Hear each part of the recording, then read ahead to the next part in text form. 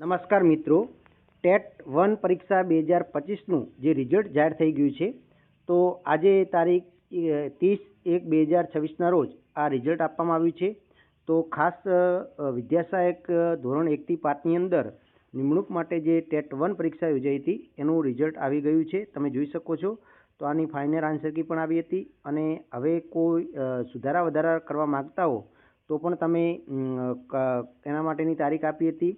હવે ખાસ જોવા જઈએ તો કેવું રિઝલ્ટ આવ્યું છે. તો 31/1/2026ને શુક્રના રોજ શિક્ષક યોગ્યતા કસોટી 1 એટલે કે ટેટ 1નું 2025નું પરિણામ જાહેર કરવામાં આવ્યું છે. તમે જોઈ શકો છો. ગુજરાતી માધ્યમની અંદર વાત કરીએ તો 12.21% જેટલું રિઝલ્ટ આવેલું છે. એટલે કે કુલ ઉમેદવારો 88,659 ઉમેદવારો પરીક્ષા આપવા બેઠા હતા, જેમાંથી 10,825 ઉમેદવારો પાસ થયા છે, જ્યારે 77,835 ઉમેદવારો નપાસ થયેલા છે. જ્યારે ઇંગ્લિશ માધ્યમની વાત કરીએ તો એની અંદર 8.90% રિઝલ્ટ આવેલું છે, એટલે કે 98 ઉમેદવારો પાસ થયા છે. પછી હિન્દી માધ્યમની વાત કરીએ તો 5.57% એટલે કે 104 ઉમેદવારો પાસ થયા છે. આમ કુલ ઓલ ઓવર જોવા જઈએ દરેક માધ્યમનું ભેગું થઈ અને 12.3% જેટલું રિઝલ્ટ આવ્યું છે અને કુલ 11,027 ઉમેદવારો પાસ થયા છે.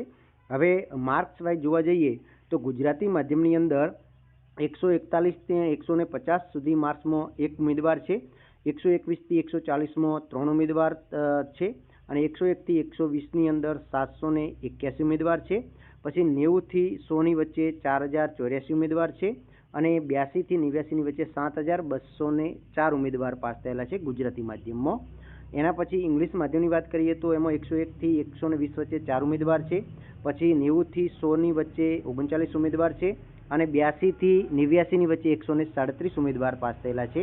હિન્દી માધ્યમની આપણે વાત કરીએ તો એની અંદર 101 થી 120માં 19 ઉમેદવારો છે, જ્યારે 90 થી 100ની વચ્ચે 68 ઉમેદવાર છે અને 82 થી 89ની વચ્ચે 119 ઉમેદવાર છે.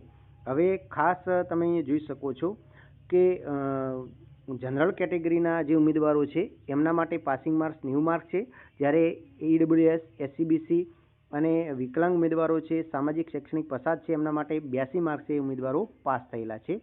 હવે ખાસ કરીને વિદ્યાર્થી જો તમારે આ જે માર્કશીટ છે એ પણ તમને ટૂંક સમયની અંદર રજિસ્ટર આઈડી દ્વારા ઘરે મોકલી દેવામાં આવશે અને ખાસ ઉમેદવારો 13/10/2026 દરમિયાન કામકાજ કચેરીમાં રૂબરૂ અને ઓમારશીટની પુનઃચકાસણી કરવા માગતા હોય તો તે કરાવી શકાય છે. એના માટે પોતાનો હોલ ટિકિટની નકલ અને ઓમારશીટની નકલ સાથે બોર્ડમાં લેખિત રજૂઆત કરવાની રહેશે અને એના માટે પણ ₹100 છે. તો આ સંપૂર્ણ રિઝલ્ટ આવી ગયું છે. હવે ટૂંક સમયની અંદર ટેટ 1ની ભરતી પણ આવવાની છે. 1 થી 5ની અંદર લગભગ સમથિંગ જોવા જઈએ તો 10,000 જેટલી જગ્યાઓ ખાલી છે. એટલે જોવાનું એ રહ્યું કેટલી ભરતી આવે છે. તો 10,000 આજુબાજુ ભરતી